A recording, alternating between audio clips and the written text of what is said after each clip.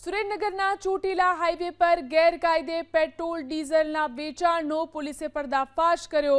Hotel પરિસરમાંથી Surendranagar એસઓજીએ 4,66,000ની કિંમતનો ગેરકાયદે સંગ્રહિત કરાયેલો પેટ્રોલ અને ડીઝલનો જથ્થો ઝડપી પાડ્યો। સ્પેશિયલ ઓપરેશન ગ્રુપને માહિતી મળી હતી કે ચોટીલા હાઈવે પરની શિવલહેરી હોટેલના ગ્રાઉન્ડમાં નવી બનતી હોટેલ પાસે લાલાભાઈ કાઠી દરબાર ગેરકાયદે રીતે જ્વલનશીલ પદાર્થનું વેચાણ કરે છે, જેના આધારે પોલીસની ટીમ પહોંચતા ખુલ્યું કે લાલાભાઈએ ગેરકાયદે પ્રવૃત્તિ ઉપર સતત નજર રાખવા એક પપ્પુભાઈ નામના ચોકીદારને પણ રાખ્યો હતો।